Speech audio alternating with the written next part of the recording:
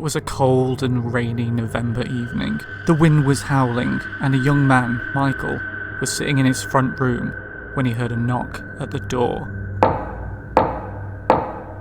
He lived in a secluded cottage, only accessible by one road, so he wasn't really used to visitors. So hearing someone tapping on the door came somewhat as a surprise to him. He got up from the sofa, composed himself and cautiously walked towards the door, not knowing what was on the other side. He looked through the peephole and saw a young man no older than 19 standing at the door, shivering from the cold and dripping wet from the rain.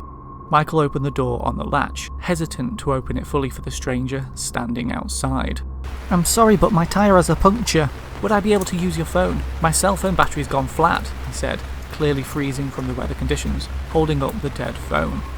A little cautiously, Michael peered into the rain to try and see the car. "It doesn't look like it's flat from here," Michael said, a little dubious about the situation.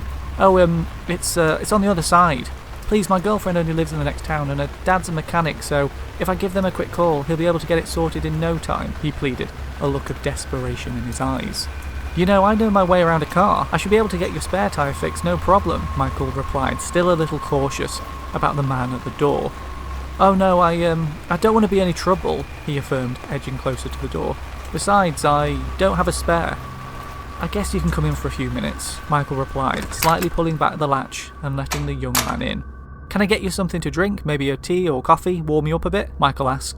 "Oh, a cup of coffee would be perfect," he replied, taking off his coat and walking over to the chair by the fire. "No milk, 1 sugar." "Make yourself comfortable," Michael called through from the kitchen. Michael soon came back with the mugs of piping hot coffee and handed one to the young man, who had set himself up on the chair by the fire. He gratefully grabbed it and held it in both hands to warm himself up. "So, what did he say your name was?" Michael inquired, settling down onto the sofa. As he did, he noticed the guy's bag was partially open and spotted the corner of what he thought was a neon orange high-vis jacket poking out. "Oh, sorry, it's Adam," he replied, still holding the hot mug in both hands. "It's a bit out of the way. What brings you all the way out here? Did you say you're on your way back from your girlfriend's?" Michael inquired, taking a sip of coffee.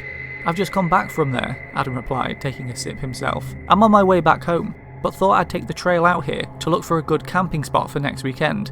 That was before the weather turned." "Ah, brilliant," Michael nodded in approval. "I love to camp myself, and there are some great spots along the North Trail by Byers Woods. You hunt?" he asked, pointing towards the bag.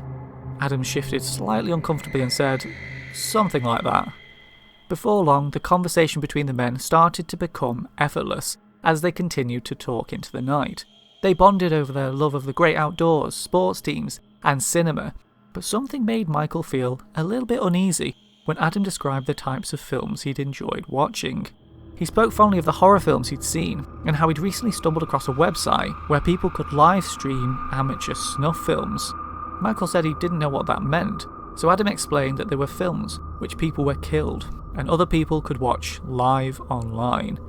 Michael started to feel more and more uncomfortable, as Adam described one where he saw someone pull up to a secluded house and claim to have broken down in their car, and then filmed the occupant of the home being tortured and killed in his own living room.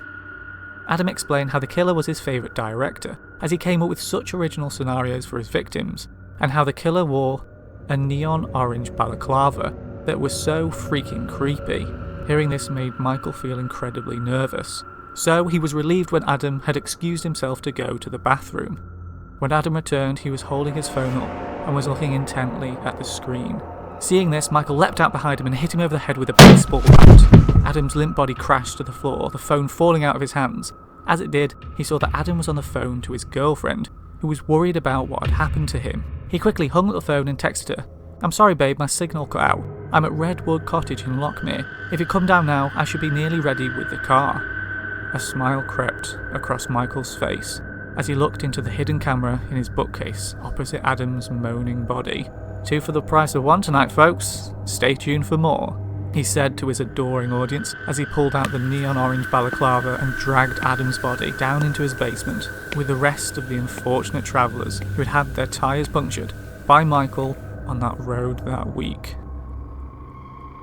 That was The Cabin in the Woods, and if you like that, make sure you like, subscribe and share this video, because every week I'll be reading another original horror story. that'll get under your skin. So stay tuned for the next creepy story, and remember, it's not just dreams that come true, so please, don't have nightmares.